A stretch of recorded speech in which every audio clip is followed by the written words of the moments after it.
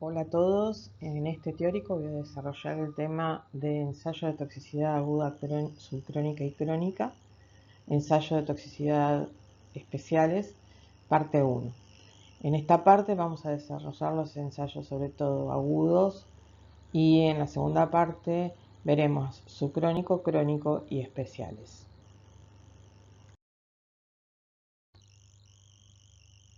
¿Qué es toxicidad en el caso de querer clasificar una sustancia? Es la capacidad de esa sustancia de producir un daño a un organismo vivo. Esta capacidad de daño depende de distintos factores, como vimos ya en las clases de seminarios. Depende de la dosis, de la distribución en el tiempo en que se aplica esa sustancia, la vía de administración, tipo y severidad del daño producido, el tiempo que necesita para producir ese daño y la naturaleza del organismo afectado. Para conocer la toxicidad de la sustancia y el daño que puede producir en el organismo vivo, podemos estimar el riesgo. Para eso, tenemos las fuentes del conocimiento toxicológico, que se dividen en tres. Primero, los estudios no experimentales, en donde todo aquello que se informa en base a distintos casos por exposición a sustancias debe ser tenido en cuenta. Los estudios epidemiológicos que dan idea prospectiva y retrospectiva del daño que puede producir la sustancia. Como segundo modelo tenemos los matemáticos y de predicción, que son los modelos computacionales, y los terceros es la experimentación con modelos biológicos, también conocido como toxicología experimental, que son animales que pueden ser in vivo, en animales, vegetales o humanos, in vitro, o estudios en microsomas, mesosomas y de campo. Las sustancias pueden clasificarse para su estudio, por ejemplo, en base a su naturaleza, su estructura química o su estado físico, sus usos y aplicaciones u objetivos de su estudio, por ejemplo en el caso de los medicamentos, productos industriales, domésticos, agrícolas, contaminantes, etc. ¿Cuáles son los objetivos de la experimentación en toxicología? El principal objetivo es la predicción de las consecuencias de la interacción del xenobiótico con los seres vivos. Como objetivos secundarios tenemos distintos que van a ser de utilidad para el uso diario. Por ejemplo, ver los peligros o la toxicidad intrínseca, clasificarlo y etiquetarlo para su manipulación, los efectos tóxicos y su reversibilidad, los mecanismos y las dianas, ver si actúan sobre órganos, sobre células, sobre moléculas, la diferencia de susceptibilidad entre especies, sexos y grupos, la cinética para ver cuál es su mejor vía de absorción, por ejemplo, o cómo se metaboliza en el organismo también, los medios de diagnóstico, es donde podemos encontrarlo para diagnosticar una exposición al mismo, las medidas terapéuticas que se pueden tomar para, en el caso de que el ser vivo esté expuesto al xenobiótico, cómo podemos tratarlo, y evaluar el riesgo estableciendo niveles de seguridad y medidas de prevención. La experimentación toxicológica se fundamenta en una serie de principios básicos. ¿Cuáles son esos principios? Uno de ellos es que siempre hay alguna especie animal que nos permite reproducir experimentalmente la mayoría de los procesos tóxicos que se pueden llegar a producir en el hombre. Por otro lado, la aplicación a animales de dosis altas de tóxicos es un procedimiento útil para descubrir posibles peligros para el hombre, ya que esta población es más limitada en la práctica en comparación con las poblaciones en humanos que van a ser muy amplias a las que va a estar expuesto el tóxico. Existen modelos matemáticos que nos permiten extrapolar cuantitativamente a humanos muchos de los efectos tóxicos observados en animales.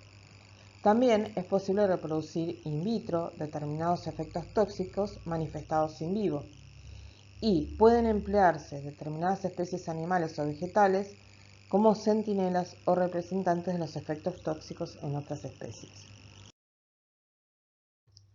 La investigación toxicológica se puede dividir en dos tipos. Una de ellas, que es la investigación toxicológica regulada o reglamentada, que permite la clasificación de las sustancias y la evaluación del riesgo de las mismas.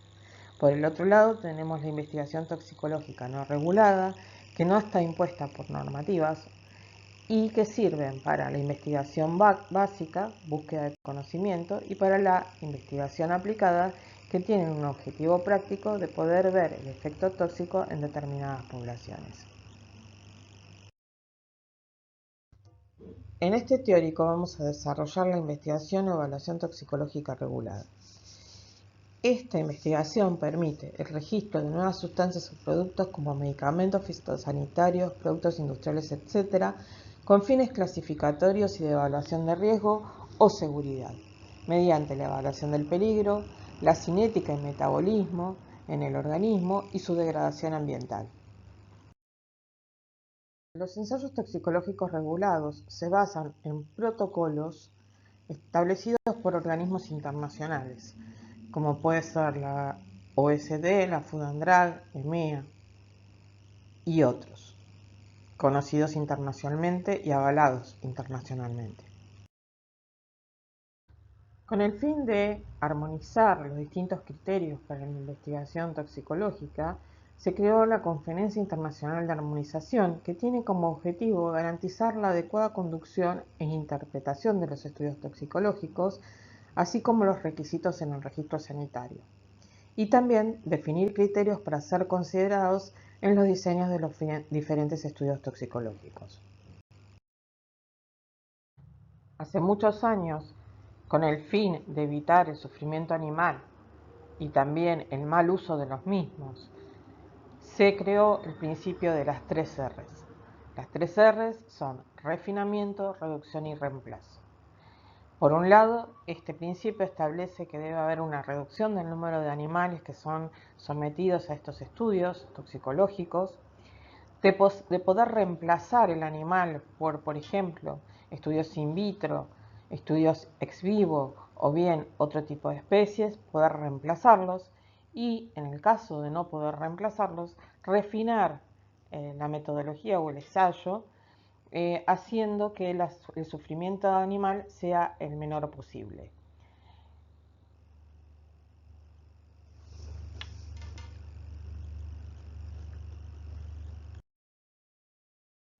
Lo primero que tenemos que evaluar para el comienzo de este tipo de ensayos es la sustancia. ¿De qué manera? Las propiedades físico-químicas de la misma.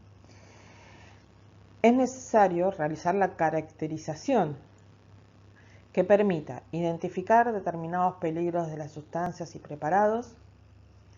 Por ejemplo, si ya existen datos de que la sustancia es tóxica o puede producir un efecto muy tóxico en un organismo vivo, hay que tenerlo en cuenta. El pH, todos sabemos que sustancias muy ácidas o muy alcalinos ya per se producen un daño, punto de ebullición, solubilidad, inflamabilidad, propiedades explosivas, etc. Todas estas características que nosotros debemos tipificar de la sustancia ayudan a predecir sus características tóxico-dinámicas y tóxico-cinéticas. En los ensayos toxicológicos se emplean baterías de ensayos in vitro, baterías de ensayos en diferentes especies animales que comprenden modelos experimentales in vivo, y las mismas abarcan diferentes dianas de toxicidad que van desde la toxicidad intrínseca de las sustancias evaluadas en ensayos de toxicidad aguda. Recuerden que toxicidad aguda es cuando la dosis se le da en una sola o bien en pequeñas dosis durante no más de 24 horas. Evaluación de sus posibles efectos tóxicos en los diferentes sistemas o órganos mediante la conducción de ensayos denominados de toxicología especial, que es lo que vamos a ver en la parte 2 del teórico, que son los estudios de genotoxicidad, teratogenicidad y carcinogenicidad.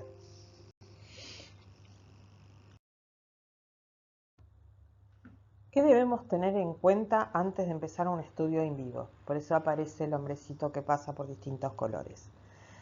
Modelos predictivos, o sea, los modelos computacionales o predictivos que ya nos dan información de que la sustancia puede tener un efecto tóxico en los organismos, dentro de los que podemos encontrar las relaciones cuantitativas de estructura-actividad, fármaco-toxicocinética, uso de organismos inferiores como bacterias, hongos, algas e invertebrados, métodos in vitro, que en donde se usan, por ejemplo, el órgano aislado o cultivos celulares, y estudios en humanos, ya sea voluntarios, hay estudios que se realizan con voluntarios, o epidemiológicos, o sea, estudios de poblaciones que hayan estado expuestas a las sustancias y en donde se haya visto un efecto tóxico. Esos estudios también hay que tenerlos en cuenta antes de empezar un estudio in vivo. A partir de ahora vamos a desarrollar los distintos componentes de los modelos toxicológicos experimentales. Bueno, ¿cuál es el primer componente de nuestro ensayo? El sustrato biológico o especie animal, que es de suma importancia la buena elección de una especie animal para poder predecir el riesgo o toxicidad de una sustancia.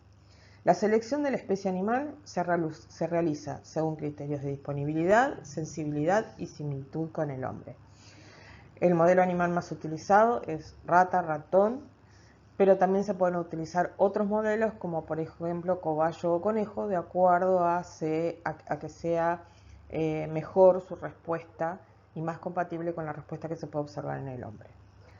La seguridad y fiabilidad de los datos se obtienen utilizando más de una especie animal, una roedora y otra no roedora. Les puse, por ejemplo, la talidomida. La talidomida fue una droga que era muy buena antiemético y como no había desarrollado efectos tóxicos en roedores a mediados del siglo pasado, se empezó a utilizar en mujeres embarazadas.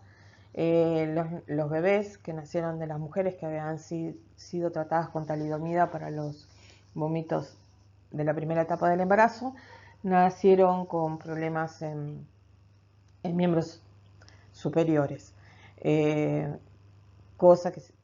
Efecto que sí se probó luego en especies no roedoras. A partir de ese hito, a partir de ese momento, todas las normativas exigen que los ensayos sean realizados en especies roedora y no roedora para poder culminar el ensayo.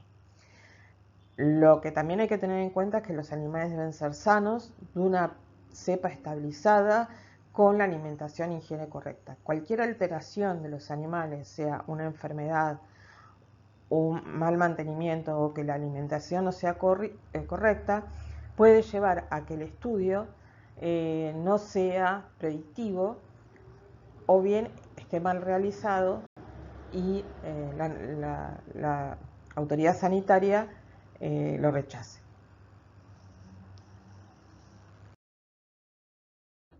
Bueno, la unidad experimental en nuestro estudio va a ser el animal.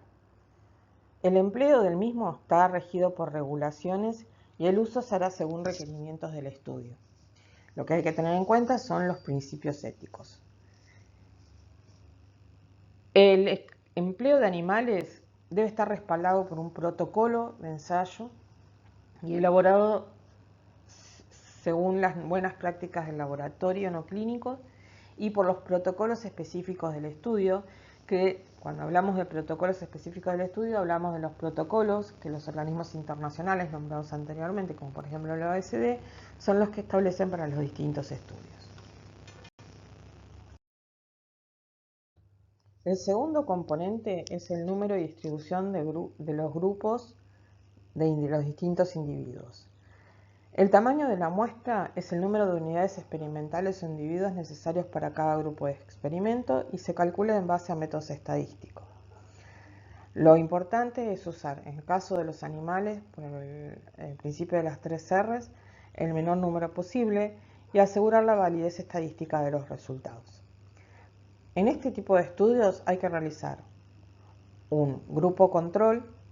En este grupo lo que se va a administrar es solamente solución salina o solución fisiológica y va a ser aquel que nos va a decir si hubo algún inconveniente en el protocolo, por ejemplo, antes tuvieron problemas en la alimentación, Si hay algún tipo de efecto en este grupo control, el ensayo queda totalmente invalidado, porque es el grupo que nos va a decir que todo está bien, que aquello que afectó a los grupos, si hay afectación en los grupos en que se aplicó la muestra, es por la sustancia y no por otro motivo.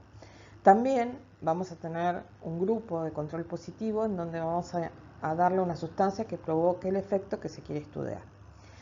Estos dos grupos se tratan igualmente que los grupos a los que se le aplicó la muestra a estudiar.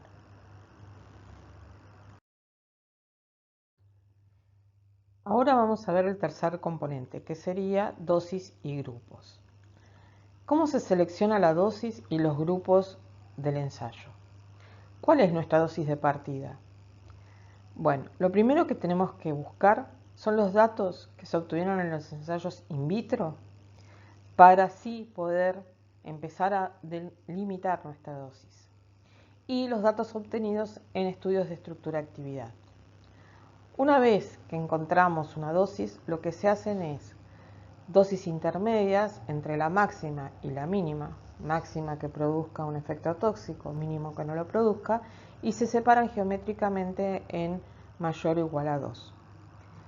La similitud estructural con otros compuestos nos pueden también ayudar a establecer cuál es la dosis. El cuarto componente es las vías de exposición.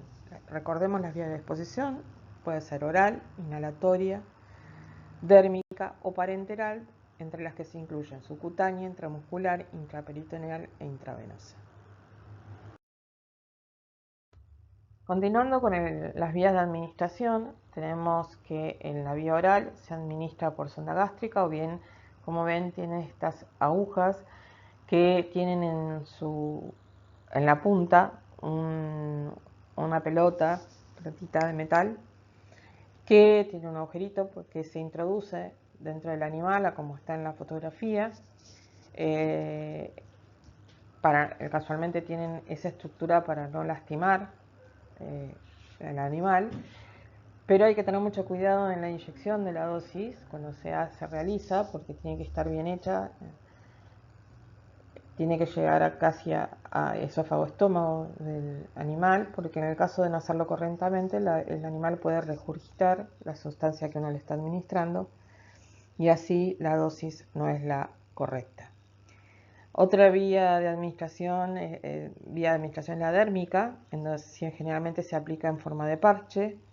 En la inhalatoria se utilizan cámaras donde se exponen la cabeza del animal o bien el cuerpo completo. Y bueno, las parenterales ya las conocemos, que son intramuscular, intraperitoneal, etc. El siguiente componente a desarrollar es el periodo de exposición. El periodo de exposición se puede definir como agudo, cuando hay una sola administración o en varias administraciones dentro de las 24 horas. Toxicidad por dosis repetidas, en donde son administraciones en periodos cortos, lo que podemos decir que es toxicidad subcrónica. Y toxicidad crónica, periodos de administración largos. Y las observaciones son a largo plazo. Los estudios de toxicidad crónica nos sirven también para poder evaluar carcinogénesis, teratogénesis, fertilidad y toxicidad para la reproducción y el desarrollo. El siguiente componente son los biomarcadores de toxicidad y toma de muestra. Los biomarcadores de toxicidad se seleccionan antes de comenzar el experimento según el tipo de ensayo, especie animal y sustancia a investigar. Tienen que haber controles básicos de aspecto, postura, peso, consumo de agua y alimento. Por ejemplo, hay que controlar si la postura de los animales es correcta o si están contorsionados o bien si tienen eretismo, los pelos, como se dice comúnmente, los pelos parados, o tienen cambios en el pelaje. Estudios de comportamiento, exámenes físicos y luego estudios hematológicos y de bioquímica sérica y urinaria, autopsia, estudios macroscópicos e histológicos. Bueno, una vez obtenidos los resultados hay que hacer el análisis de los mismos. En el análisis de resultados comprende la aplicación de análisis estadísticos de los datos obtenidos para una correcta interpretación de los resultados.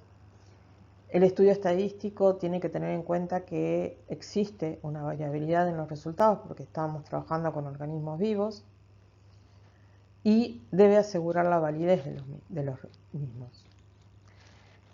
Las condiciones generales que deben tener todo ensayo es el seguimiento de protocolos oficiales, o sea, cuando uno hace el detalle del protocolo, debe especificar qué normativa o qué protocolo siguió para su ensayo, y en el caso de haber realizado modificaciones en el mismo deben estar justificadas, redactar el protocolo detallado, seguir los principios de buena práctica del laboratorio, cumplimiento del periodo de adaptación de los animales antes de la exposición.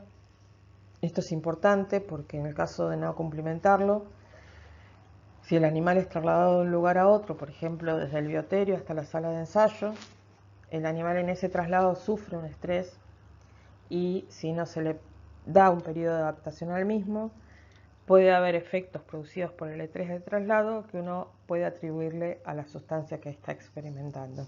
Entonces, la normativa se establece en un periodo de adaptación de los mismos previa al comienzo del ensayo. Si se observa sufrimiento animal, se debe realizar el sacrificio del mismo, pero de manera humanitaria. Y en el caso de que se observe un alto porcentaje de mortalidad, hay que corregir el protocolo y finalizarlo antes del periodo establecido. Bueno, ¿cuál sería el protocolo experimental básico de estudios de toxicidad in vivo? Por un lado, detallar fórmula molecular, identificación, propiedades fisicoquímicas, pureza, impureza, ruta de síntesis validadas con respecto a la sustancia. Por otro lado, establecer cuál es la especie animal a utilizar, el número de animales totales y especificar los distintos grupos.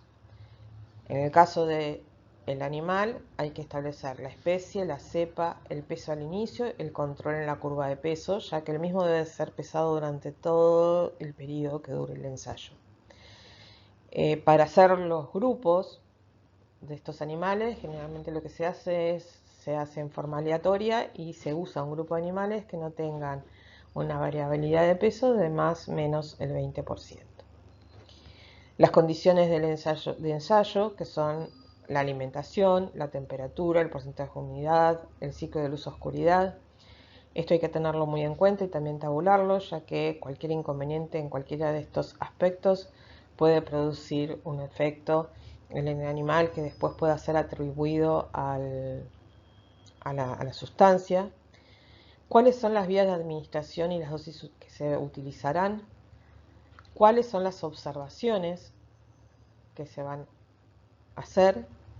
La anatomía patológica macro y microscópica, la duración del estudio y las conclusiones con los cálculos correspondientes a cada tipo de estudio.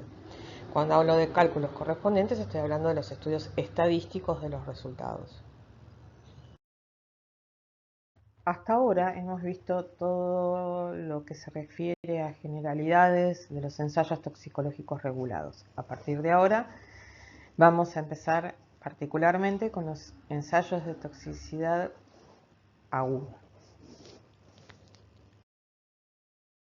Vamos a comenzar con toxicidad aguda. Como ya dije anteriormente, la toxicidad aguda evalúa la toxicidad inducida por una sustancia como resultado de la administración en una única dosis o repetidas en un intervalo no mayor de 24 horas en distintas dosis en distintos grupos de animales. Los estudios de toxicidad aguda suelen realizarse en dos especies y la vía de administración puede ser la vía oral, dérmica e inhalatoria. Aporta valiosa información para la selección de los niveles de dosis en el caso de los estudios crónicos y subcrónicos.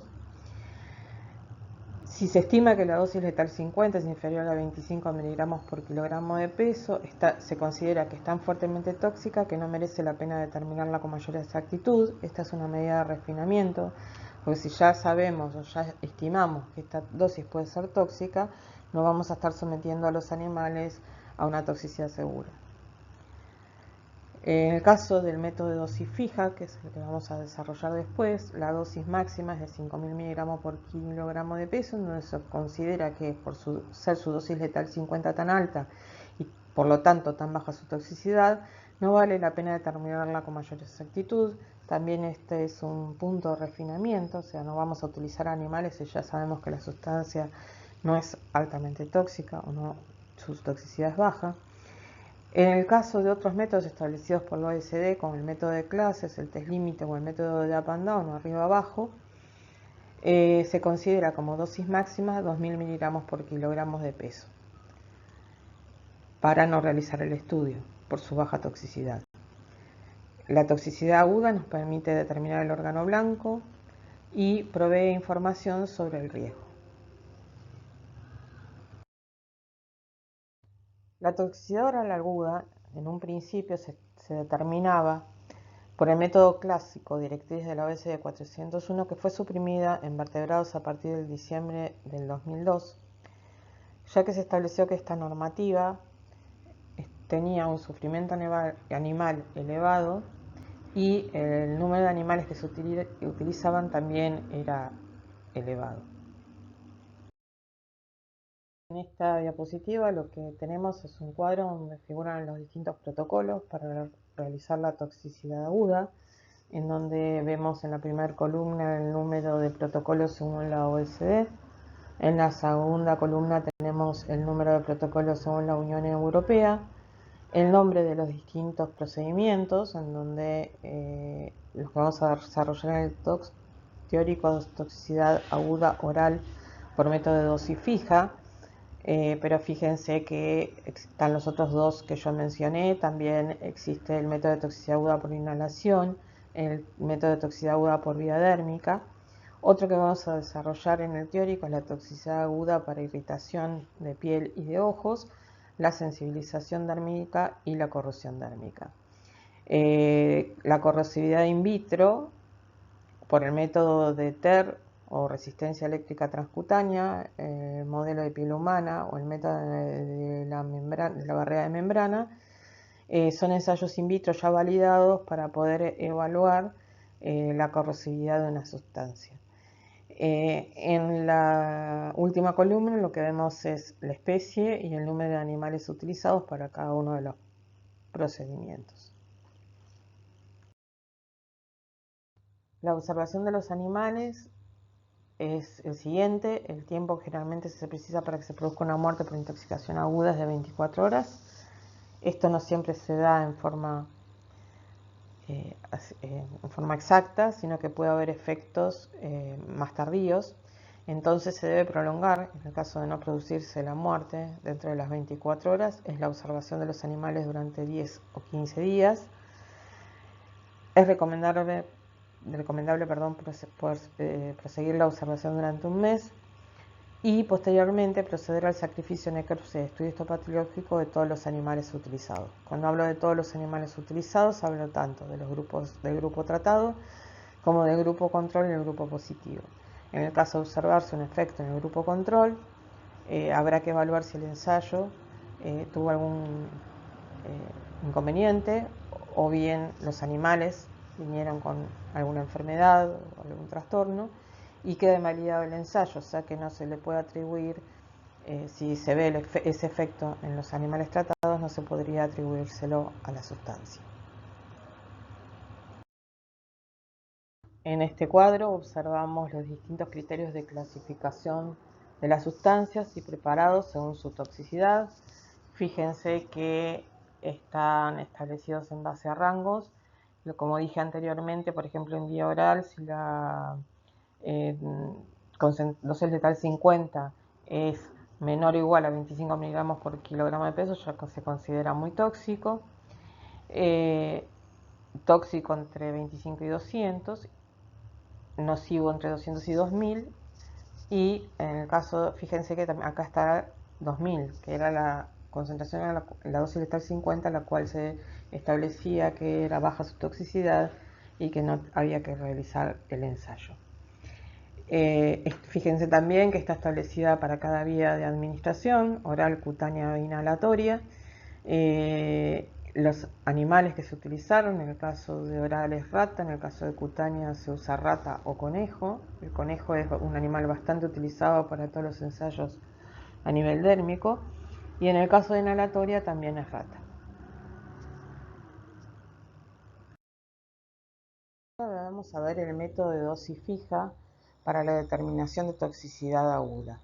El método de dosis fija tiene como objetivo identificar la dosis discriminante, que es la mayor de las establecidas que no provoque toxicidad clara, y nos permite clasificar el compuesto. En los sucesivos pasos de este estudio, el endpoint no está establecido por la muerte del animal, como en el caso de la determinación de la dosis letal 50 de la directriz 401, prohibida a partir del año 2002, sino que lo que se ven son los efectos tóxicos evidentes. Cuando ya en una dosis aparecen efectos tóxicos evidentes, esa es la dosis de elección. Este método puede ser realizado tanto para la determinación de toxicidad oral, inhalatoria o dérmica. Depende de la vía de ingreso de la sustancia, va a ser la directriz que vamos a elegir. La desventaja que tiene este método es que no permite calcular exactamente la dosis letal 50, pero sí permite clasificar los compuestos de acuerdo al cuadro que vimos anteriormente. Se realiza un estudio preliminar que nos va a servir para encontrar la dosis que podría llegar a ser la dosis tóxica, donde se realizan distintas dosis y se observan los efectos de ellas, que provocan ellas en los animales. Se utilizan generalmente grupos de ratas hembra, observándolos al menos durante 7 días. Los animales de laboratorio, en este caso, tienen que estar protocolizados según las buenas prácticas de laboratorio. Recuerden que se debe establecer cuál es la cepa, el peso para comenzar el ensayo y luego tabular todas las observaciones. También hay que tener en cuenta las condiciones de bioterio, que como la temperatura, la humedad, el ciclo de luz-oscuridad, que es la general que vimos anteriormente, en donde es prácticamente la que se usa en caso de estar ensayando con ratas.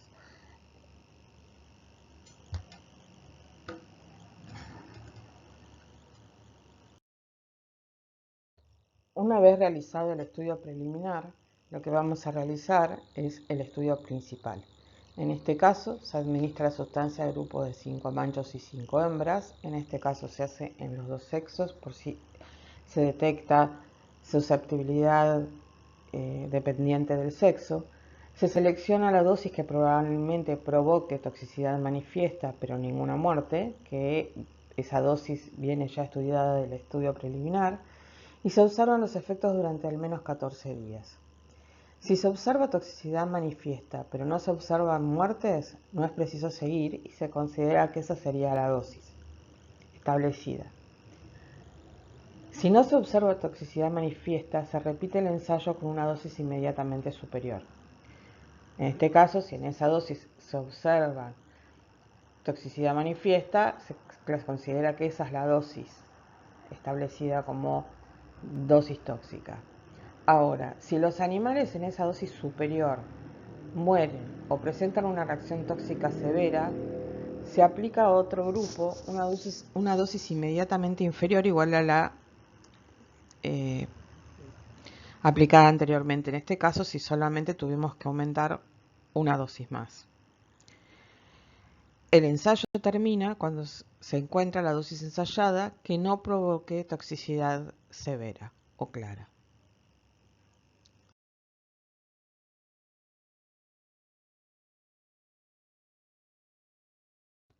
Hasta ahora lo que hemos visto son los estudios que establecen la toxicidad aguda a nivel sistémico, tanto por vía oral, vía inhalatoria o vía dérmica. Ahora vamos a ver los dos estudios donde se evalúa la toxicidad de una sustancia a nivel local. En este caso estamos hablando del test de irritación ocular y dérmica, en donde vamos a tener la directriz 405 para irritación ocular y la directriz 404 en el caso de corrosión e irritación dérmica.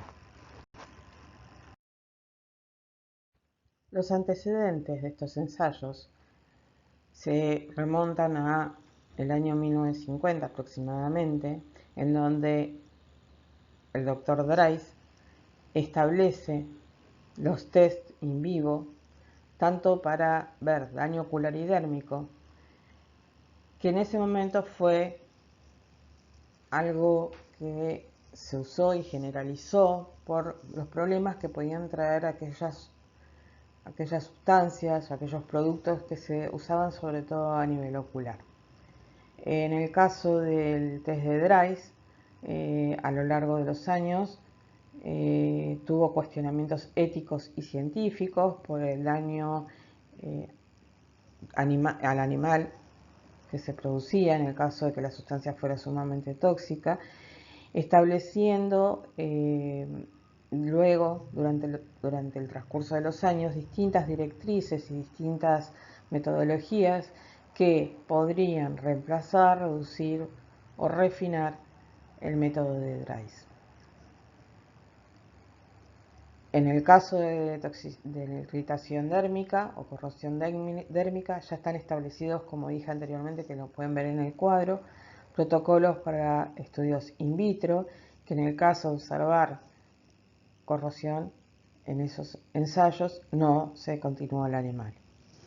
En el caso de la toxicidad ocular también existen ensayos in vitro, pero es más complicado por lo que es la estructura general del ojo, en donde pueden estar afectadas distintas partes del mismo y que tienen estudios in vitro, no se pueden estudiar los daños en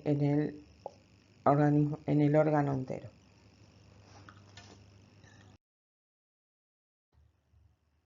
A partir de ahora vamos a ver el test de irritación primaria dérmica según directriz 404, que como podrán observar fue modificada varias veces, en donde se redujo y se refinó la misma.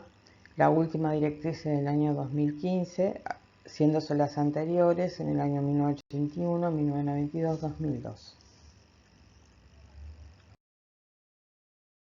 En esta diapositiva vemos un corte de piel en donde vamos a ver las dos capas superiores, la epidermis y la dermis, que son las que en donde vamos a evaluar la toxicidad de la sustancia, ya que lo que vamos a hacer es ver la toxicidad local de la misma y no vamos a tabular y ver los efectos a nivel de capas inferiores, pero sí los vamos a registrar, porque todo dato que nos otorgue este tipo de ensayo puede ser utilizado para evaluaciones posteriores. Vamos a ver ahora cuáles son las definiciones que establece la directriz de la OSD para irritación y corrosión dérmica. En este caso vamos a definir irritación dérmica. Es la formación de una lesión reversible de la piel luego de la aplicación de una sustancia de ensayo durante un periodo de exposición de hasta 4 horas luego de 14 días de observación. Es importante los 3 parámetros que están en rojo, en donde tenemos que observar lesión reversible por un lado, por el otro lado el tiempo de exposición tiene que ser de hasta 4 horas, no mayor, y el periodo de observación de 14 días para ver reversibilidad o no. En este caso, lo que vamos a evaluar es eritema. El eritema es el enrojecimiento de la piel y edema, que como todos sabemos es la inflamación. En el caso de corrosión dérmica, la definición establecida por la norma es que es una lesión irreversible de la piel con necrosis visible desde la epidermis hasta la dermis, luego de la aplicación de una sustancia de ensayo durante un periodo de exposición de hasta 4 horas. Fíjense que acá sigue apareciendo que la lesión tiene que ser irreversible. Se establece también el periodo de exposición a la sustancia y también se observan durante 14 días. Durante esos 14 días pueden aparecer úlceras, sangrado, escaras y luego de esos 14 días se pueden observar decoloración debida al blanqueo de la piel, zonas de alopecia y cicatrices. El ensayo termina a los 14 días, pero si hay úlceras, sangrados y escaras, se observan los animales igualmente luego de los 14 días, pues en el caso de haber sufrimiento animal, se debe decidir la eutanasia del mismo o no. Si se considera que es necesario hacer un examen histopatológico, debe ser considerado cuando las lesiones son cuestionables.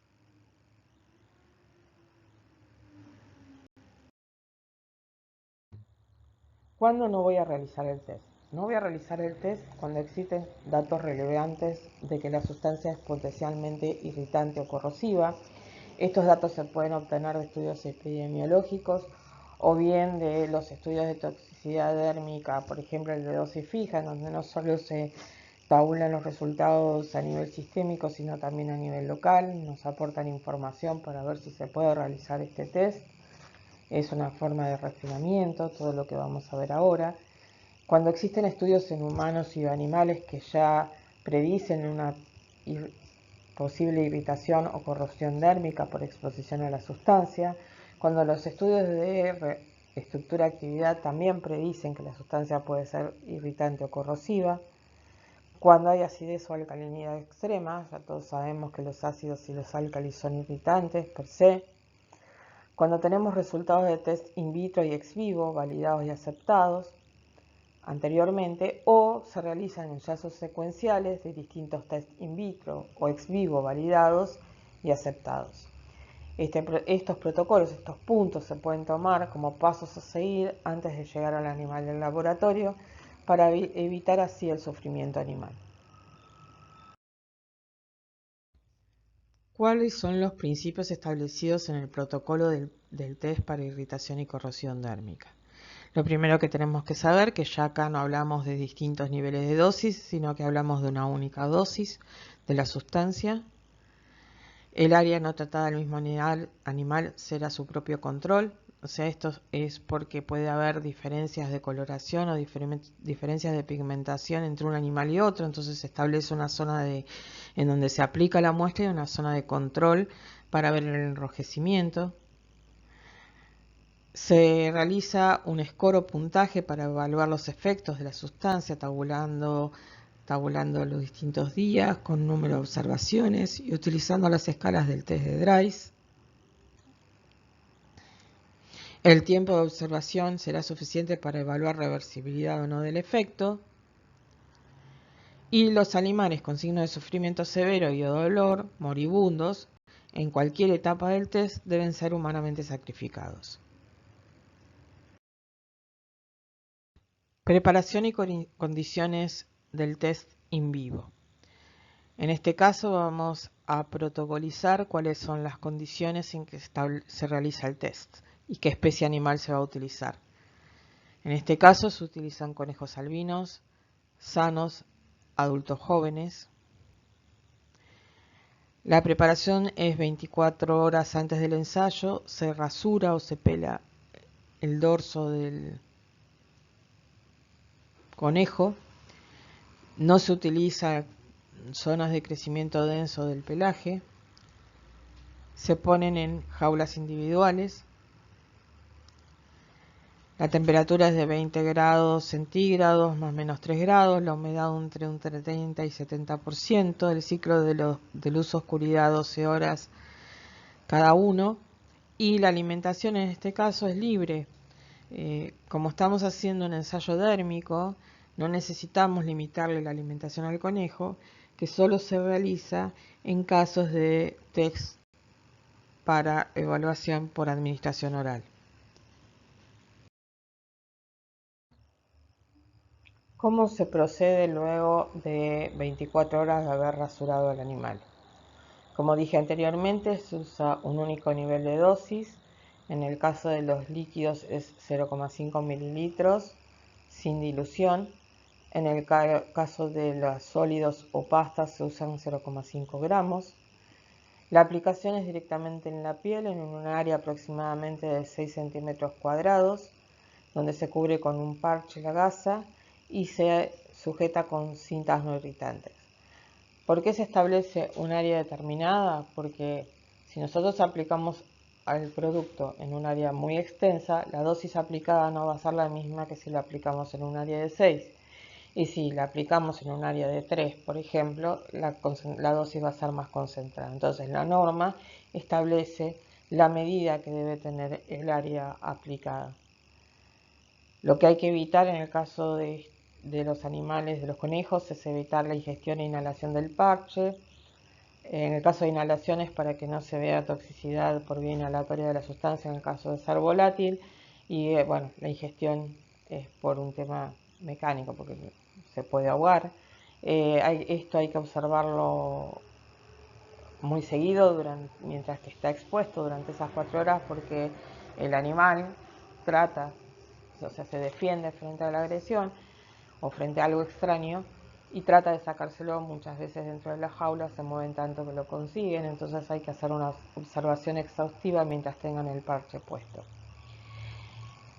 El tiempo de exposición, como dije anteriormente, es 4 horas. Una vez pasadas las 4 horas se remueve el exceso de la sustancia con solución fisiológica y en el caso de querer secarlo se seca con golpecitos, no se seca frotando porque podemos producir daño por frotación de la piel.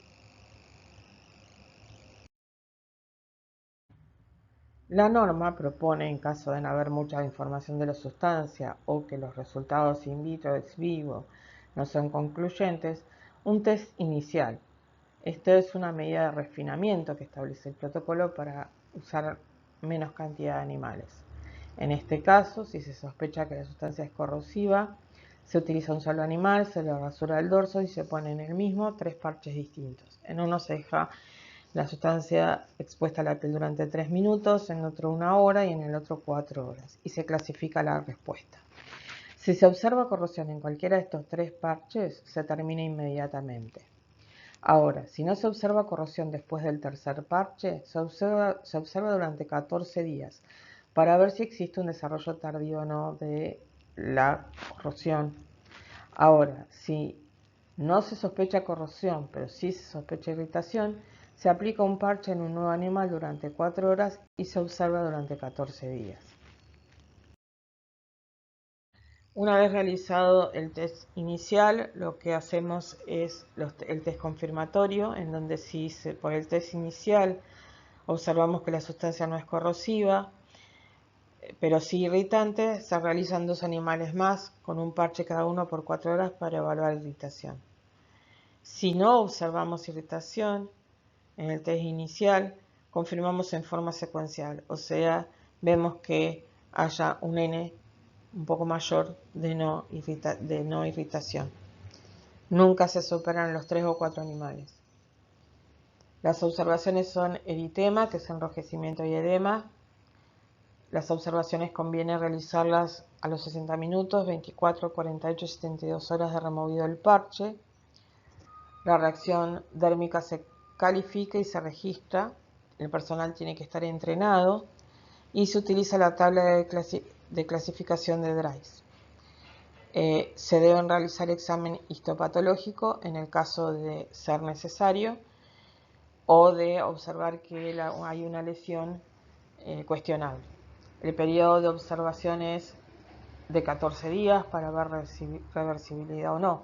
Cuando el periodo de observación se acorta es cuando se observa sufrimiento animal, sea que se sacrifica el animal para evitar el sufrimiento, y cuando se observa reversibilidad de la lesión antes de los 14 días. En estos 2 casos se finaliza el ensayo antes del tiempo establecido por protocolo. ¿Cuál es el score que se utiliza para evaluar el eritema y el edema es el score establecido por Dries en su metodología. Para el eritema se tabulan de 0 a 4, en donde 0 es la no presencia de eritema, y 4 es un eritema severo y grave, siendo el puntaje mayor 4, pasando por un eritema leve, un eritema definido, que es cuando la zona está definida, o sea, vemos bordes claros, eritema moderado severo o eritema severo y grave. En el caso del edema también tenemos que está tabulado de 0 a 4, donde 0 es la no presencia de edema. Luego pasamos por el 1, que es muy leve, el 2 es leve, y ya luego se ve por la altura del edema, que ves edema moderado aproximadamente de 1 milímetro y edema severo mayor a 1 milímetro. Generalmente lo que uno observa es poniéndose frente al animal para observar cuál es el grado de edema que tiene en el dorso. Bueno, en la diapositiva actual lo que tenemos son 4 fotos de distintos procesos de irritación de la piel. Lo que vamos a ver en la primera es la piel normal. Esta parte no se trata, o sea, lo que vamos a tratar es esta parte. Luego, en la segunda diapositiva lo que vemos es un claro eritema con bordes marcados. Acá seguimos observando el eritema a lo largo del tiempo, y en la cuarta diapositiva lo que vamos a observar es la queratosis, o sea que en este caso la sustancia es corrosiva. ¿Cómo se realiza el informe? En el informe hay que poner la evaluación de los resultados, el puntaje de la irritación dérmica, que debe evaluarse teniendo en cuenta la naturaleza y la severidad de las lesiones y su reversibilidad o no. Y la reversibilidad de la lesión dérmica es una evaluación de la respuesta irritante. Si la respuesta como alopecia, hiperkeratosis e hiperplasia persisten al final de los 14 días de observación, la sustancia es corrosiva. En el informe no solo debe figurar el puntaje o el score, que se establece por el score establecido en su metodología por Dries, sino también que debe haber una descripción de cuáles son las lesiones observadas. Como vimos anteriormente, existen métodos validados in vitro para establecer la corrosión y la irritación dérmica. Uno de ellos es la directriz 435 de la OECD del 2006, que es el método de barrera de membrana, en donde se utiliza una membrana artificial que está diseñado para responder a sustancias corrosivas de una manera similar a la piel del animal in situ. Otra de las directrices es la de OECD 431 del 2004, donde se utiliza un método de epidermis humana reconstituida llamada EpiSkin, que son sistemas tisulares artificiales construidos a partir de queratinocitos. Y otra de las directivas es la OECD 430 del año 2004, que prueba la resistencia eléctrica transcutánea de la piel en rata. Una vez terminado el desarrollo de la directriz del test de irritación y corrosión dérmica, vamos a pasar a la directriz de la OECD 406, que es la que establece la metodología a utilizar para determinar sensibilización dérmica. Ahora vamos a ver las definiciones que se establecen en la directriz 406 de la OECD para sensibilización dérmica. La primera definición, y creo la más importante, es que se denomina sensibilización a la reacción cutánea mediada inmunológicamente. O sea, cuando la piel es expuesta a una sustancia, desencadena una respuesta inmunológica que frente a una nueva exposición provoca una reacción que en este caso se observa como eritema y edema. Por lo tanto, la lesión está caracterizada por prurito, eritema, edema, pápulas, vesículas, ampollas o combinación de ellas. Otras definiciones importantes en este protocolo es que se denomina exposición de inducción, o sea, es la exposición experimental con el objetivo de inducir un estado de hipersensibilidad, o sea, exponemos al animal a la sustancia a ver si se desencadena una cascada inmunológica. Un periodo de inducción de por lo menos una semana después de la exposición de inducción para dar tiempo a que esa cascada inmunológica se produzca en el caso de ser un alergeno. Y una exposición de desencadenamiento en donde se vuelve a exponer al animal a la sustancia para ver si existe una reacción de sensibilización.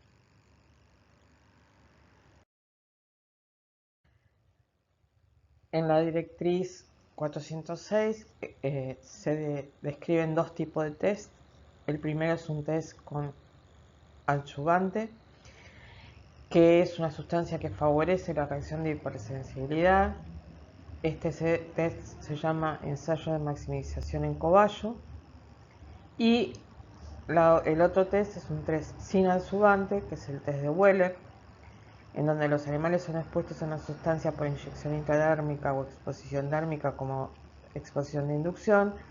Se deja descansar durante 10 a 14 días como el periodo de inducción y luego es expuesto a la dosis estímulo.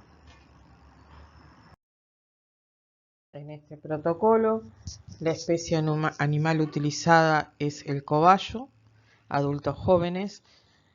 La temperatura de bioterio estaría entre 20 grados más o menos 3 grados, la humedad de 30 al 70%, el síncrono de luz oscuridad 2 horas cada uno. La dieta es libre, vuelvo a insistir con lo mismo, en este caso no estamos evaluando toxicidad oral, solo dérmica, entonces no interfiere en el ensayo el que el animal se alimente, el contenido gástrico. Lo que sí, en el caso del cobayo, hay que hacer una suplementación con ácido ascórbico en su dieta. La aclimatación es como mínimo 5 días y los animales se pelan por rasurado o depilación química. El rasurado, como todos saben, es con la maquinita, como es normal, y la depilación química es cuando se utiliza alguna sustancia para sacar el pelo, por ejemplo, sustancias similares a las cremas depilatorias que se utilizan en forma habitual y de venta en farmacias.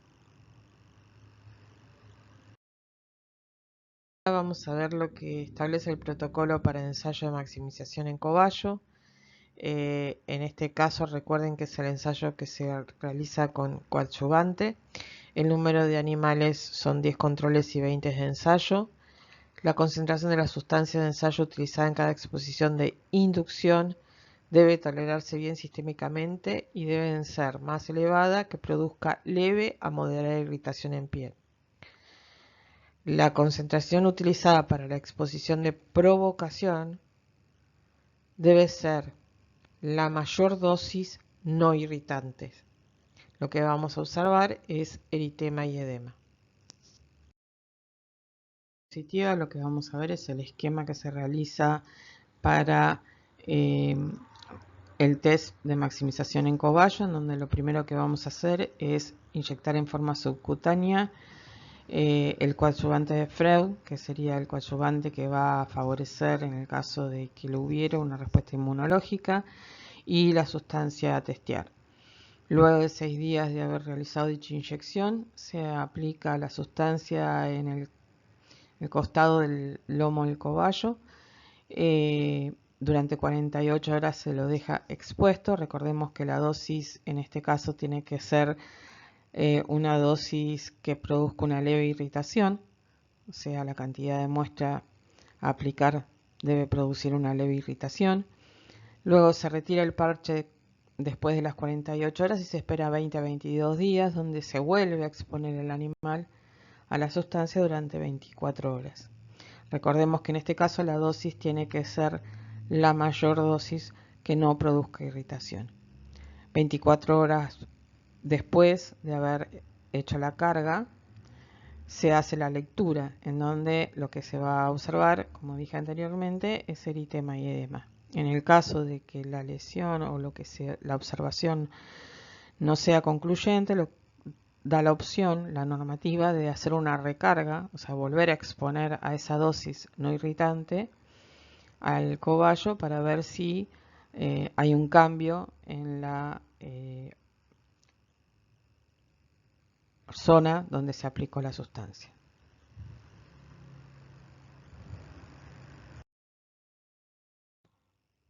Bueno, continuamos viendo el otro test que establece la normativa, que es el test de Wheeler, en donde fíjense que el número de animales es el mismo que en el anterior, o sea, son 10 para grupo control y un mínimo de 20 por grupo tratado. La concentración de la sustancia del ensayo utilizada en cada exposición de inducción debe ser más elevado que produzca una irritación leve, en este caso estamos igual que en el anterior, y la concentración utilizada para la exposición de provocación debe ser la mayor dosis no irritante.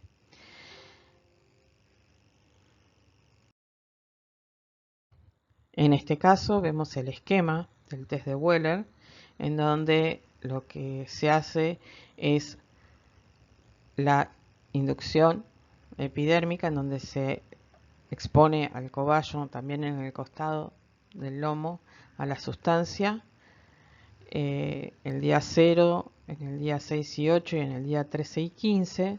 Se espera 28 días para ver si se desencadena la reacción inmunológica y se la vuelve a exponer, en donde en este caso cambian los tiempos de exposición. En ambos momentos lo que se hace es exponer a la sustancia durante 6 horas al cobayo.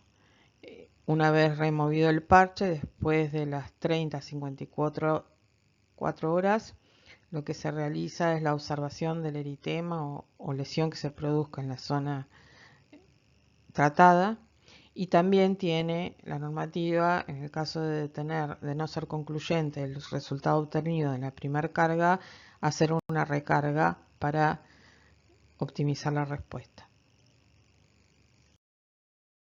Existen métodos in vitro para la determinación de sensibilidad dérmica que permite darnos un endpoint, que significa que si estas metodologías dan o los resultados demuestran que la sustancia es sensibilizante, no debemos continuar en cobayo. Uno de ellos es la inflamación de la oreja del ratón, en donde acá hay una breve descripción de cómo se realiza, en donde previamente se hace un periodo de aclimatación de los animales, se hace la exposición tópica de la sustancia en el abdomen del animal luego de haberlo rasurado, se deja durante 10 días para que desarrolle la respuesta inmunológica y luego se aplica en forma tópica en la oreja del ratón la sustancia en una dosis que sea la mayor dosis no irritante en una de las orejas y en la otra se lo trata con el vehículo como control. Hay que tener la precaución de 24 a 48 horas antes de hacer la fase de exposición, medir el grosor de las orejas y el resultado va a ser expresado como la diferencia entre el grosor de la oreja tratada y de la oreja control. En esta figura tenemos un esquema de un control y cómo frente a la exposición a distintas sustancias se ve la inflamación de la oreja del ratón. Otros de los ensayos in vitro que se realizan, también como endpoint, es el ensayo local del nódulo linfático, también en ratones. En este ensayo se evalúa el potencial alergénico de contacto de un compuesto. Se evalúa mediante la proliferación celular de los ganglios linfáticos drenantes de ratones después del tratamiento tópico del colgajo del oído con el compuesto de prueba. Esta estimulación refleja inducción de una respuesta inmune. Se utilizan 3 concentraciones que permiten la evaluación de una relación dosis-respuesta. Actualmente, los estudios de las relaciones de estructura-actividad y los modelos in vitro no son suficientes para predecir el potencial de sensibilización dérmica, por esto se siguen utilizando modelos in vivo. A partir de ahora y para terminar, por lo menos esta primera parte, vamos a describir la directriz de la OSD 405 para la evaluación de irritación ocular. En este caso, la normativa también nos aporta definiciones en donde nos Define irritación ocular como los cambios reversibles observados durante 21 días en el ojo después de la aplicación de una sustancia. Y define como corrosión ocular el daño irreversible producido en el ojo por una sustancia observado dentro de los 21 días post aplicación.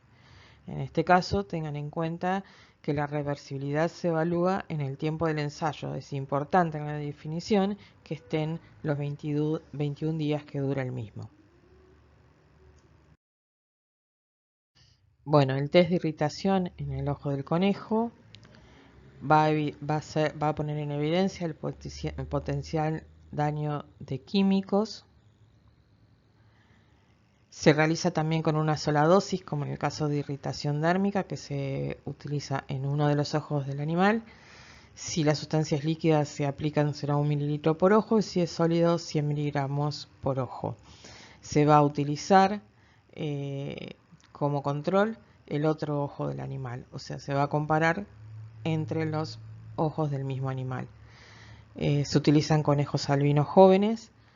La aplicación se realiza en el saco conjuntival, luego se cierra el párpado durante unos segundos. Lo importante acá es cerrarlo, no hay que frotar porque podemos producir daño mecánico con la frotación. Y la observación se realiza durante 21 días, con observaciones en el día 1, 24, 48 y 72 horas después, y 3, 7, 14 y 21. Pueden hacerse observaciones intermedias si uno ve que hay mucho daño, o bien si uno no observa en un principio daño, porque puede haber aparición tardía. ¿Por qué se utilizan conejos albinos y no, como vimos en ensayos anteriores, rata o ratón, que son los más comúnmente utilizados? Porque en el caso de los conejos son animales baratos, son fáciles de obtener, son tranquilos y no agresivos, son fácilmente manipulables por el personal del laboratorio y tienen ojos grandes, con lo que facilitan su aplicación y observación de los efectos de la sustancia en el mismo. Al comparar el ojo del conejo con el ojo humano, vamos a observar que la córnea del hombre es menos fina, la del conejo es más fina, por lo tanto lo hace más susceptible a sustancias que puedan producir efecto irritante. La secreción lagrimal es mayor en el humano y más frecuente que en el conejo. Recuerden que la secreción lagrimal en realidad nuestro ojo lo tiene como medida de defensa frente al contacto con cuerpos extraños o sustancias extrañas. Entonces, al mayor posibilidad de secreción lagrimal, puede haber una dilución de la sustancia, cosa que no se produce en el conejo. La frecuencia del parpadeo es mayor en el humano y menor en el conejo, y el humor acuoso es más ácido en el humano que en el conejo. En el caso del test de corrosión e irritación ocular, vamos a evaluar distintas estructuras del ojo, entre las que se encuentran, por un lado, la córnea, por el otro lado, el iris y la conjuntiva. Estas son las tres estructuras que vamos a evaluar en este test. Ahora lo que vamos a desarrollar es la directriz para el test de irritación y corrosión ocular de la OSD 405 del año 2002. El test de irritación ocular también establece consideraciones iniciales para la realización del mismo. Una de ellas es la información de potencial irritante y corrosiva de la sustancia a nivel epidemiológico, a nivel de otros estudios, de información bibliográfica, de características físico-químicas. Una de las más importantes a tener en cuenta es el pH. Recuerden que a pHs extremos sí se va a producir irritación y corrosión. Otro de los datos a tener en cuenta son los resultados de los test in vitro para corrosión e irritación dérmica y los resultados de los test in vivo también de irritación y corrosión dérmica. ¿Por qué se tiene en cuenta la parte de corrosión dérmica? Porque el ojo es mucho más sensible que la piel. Si ya la sustancia es corrosiva a nivel dérmico o irritante a nivel dérmico, podemos decir que va a ser corrosivo o irritante a nivel ocular. El principio del test de irritación ocular es el siguiente: la sustancia es aplicada en una única dosis en un solo ojo, sirviendo el otro como control. El grado de irritación y corrosión se evalúa tabulando según el score establecido por DRICE. Se evalúa daño en córnea, conjuntiva e iris a intervalos de tiempos determinados, como mostré anteriormente, y la duración del estudio debe ser suficiente para ver reversibilidad o no de los efectos. ¿Cómo se preparan los animales para un test de irritación ocular? Bueno, tengamos en cuenta que el animal a utilizar es conejo albino adulto sano. Se revisan los ojos de los animales 24 horas antes. Aquellos con signos visibles de irritación o defectos o daños oculares preexistentes se descartan. Se colocan en jaulas individuales a 20 grados centígrados más o menos 3 de temperatura, una humedad relativa entre el 30 y el 70%, ciclo de luz-oscuridad de 12 horas y la dieta irrestricta y agua ad libitum. Recuerden que en estos estudios no es necesario tener al animal en ayunas, como he dicho en otras diapositivas anteriores. Realiza el test de irritación ocular. Lo primero que se hace es aplicar la sustancia en el saco conjuntival. El ojo no se lava por 24 horas excepto sólidos y en caso de irritación o corrosión inmediata. La dosis a aplicar es 0,1 mililitro en líquidos y 0,1 mililitro o 100 miligramos en sólido o sólido diluido. Es lavado con agua destilada o solución salina. El periodo de observación es 21 días post-administración. En esta diapositiva vemos cómo se aplica la sustancia en el saco conjuntival del animal. Se trata de aplicarlo, de abrir lo más posible el ojo del animal porque va a tender al parpadeo y puede hacer con el parpadeo quitar sustancia, con lo cual disminuiríamos la dosis y no serviría el test. Así que se abre bien el saco conjuntival y se introducen los 0,1 mililitros de sustancia a ensayar. Las observaciones clínicas que vamos a realizar van a ser en las 3 estructuras más la secreción lagrimal y edema del ojo del animal. Lo que se va a ver es presencia o ausencia de lesiones oculares en 24, 48 y 72 horas y después según protocolo hasta culminar los 21 días. Y lo que sí se reportan son otras lesiones oculares o sistémicas que se observen durante el ensayo. Bueno, ¿qué se observa en la córnea? Lo primero que vamos a ver en la córnea es, al mismo tiempo de la observación, voy a poner cómo se tabula según el score de DRICE. Es cuando no hay ulceración ni opacidad, el valor es 0.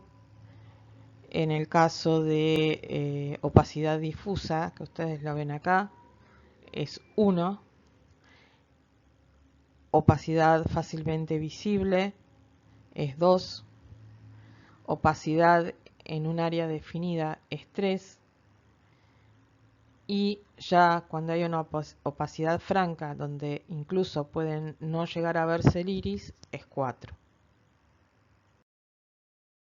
Ahora veamos qué se observa y cómo se tabula la lesión que haya en conjuntiva. Como primera medida, cuando se ve que la conjuntiva es normal o igual al ojo control, que sería el otro ojo del animal, es 0. Cuando ya tenemos algunos vasos visibles en la conjuntiva, en toda esta parte, es 1. Cuando vemos que ya hay vasos muy discernibles y hay un color carmín en el ojo, ya es 2. Y cuando ya la conjuntiva está con color rojo vino, con vasos no discernibles, es el mayor grado de irritación, que se tabula como 3. En el caso del iris, lo que vamos a observar es si existe un iris reactivo o congestivo, 1, o un iris no reactivo o hemorrágico, que sería 2.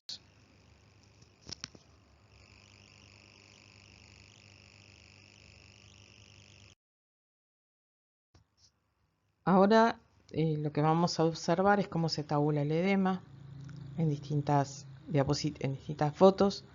Cuando no se observa edema se pone 0, cuando se ve que el ojo está bien, está igual el control. Cuando hay poca secreción se pone 1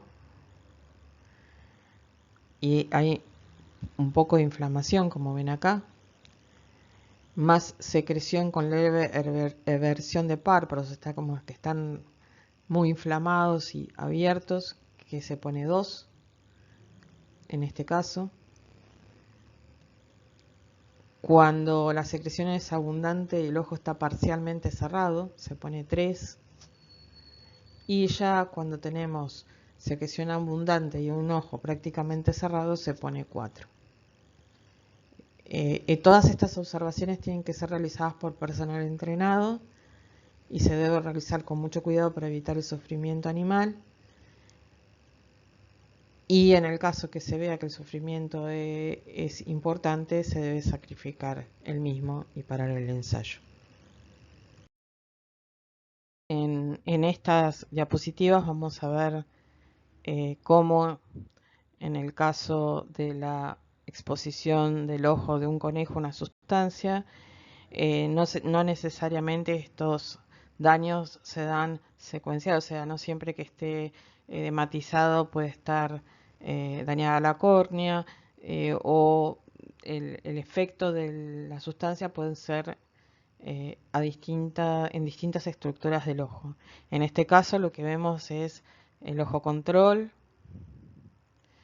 que lo tenemos acá, y un ojo que está tan edematizado y con tanto lagrimeo que está cerrado.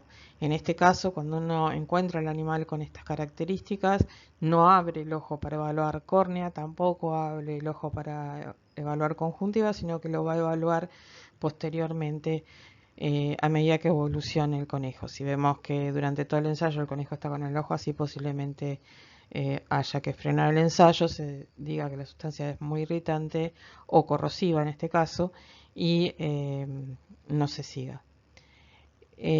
Acá lo ven de frente, ven que la secreción hace que incluso esté como pelada la zona alrededor del ojo.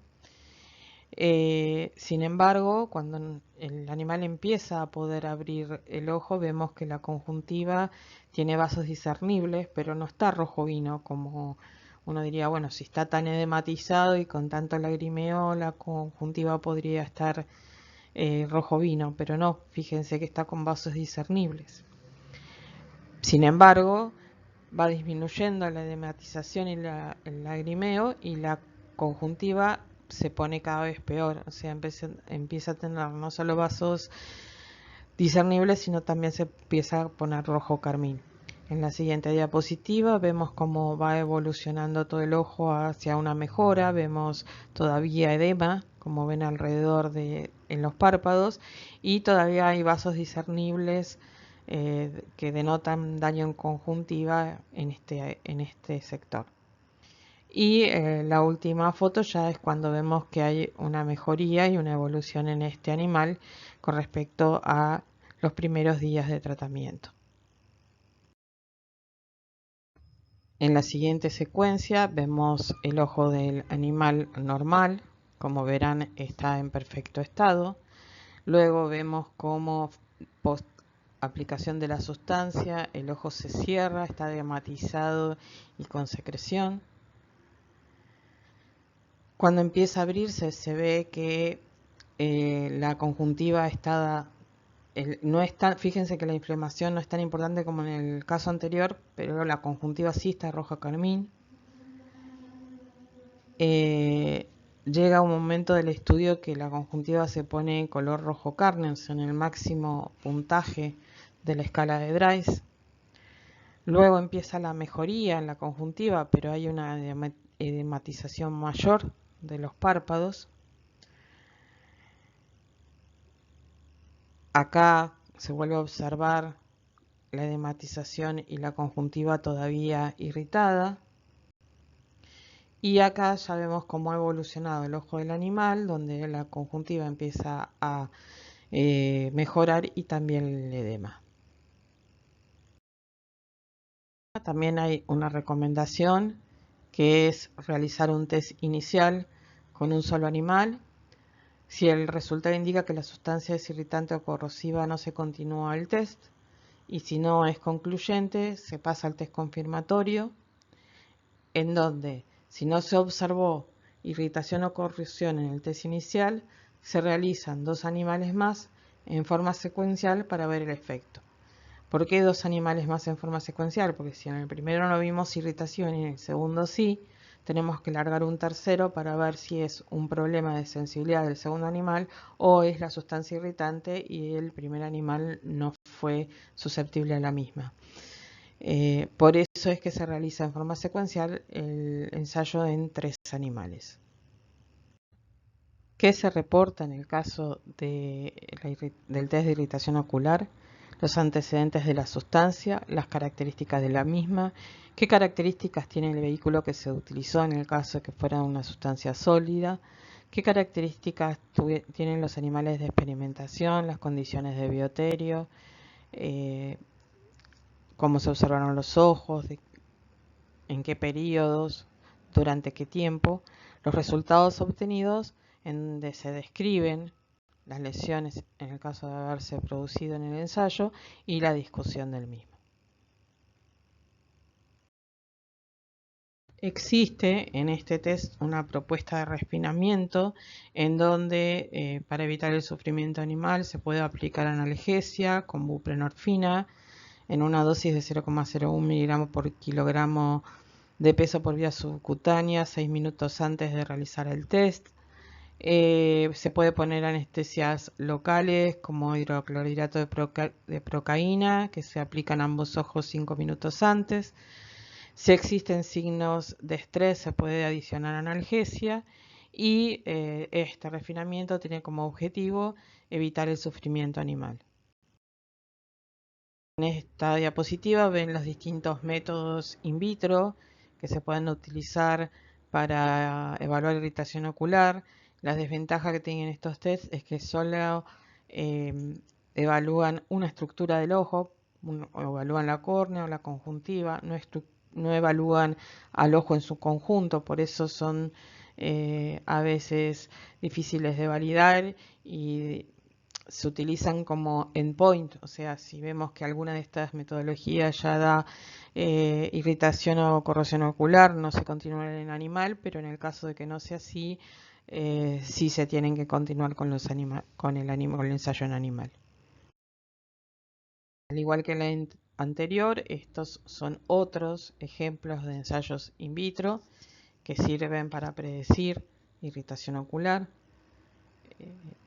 Y vuelvo a repetir, se realizan y si vemos que hay irritación no se continúa con el animal y en el caso de no ser concluyentes los resultados se pasa al ensayo in vivo.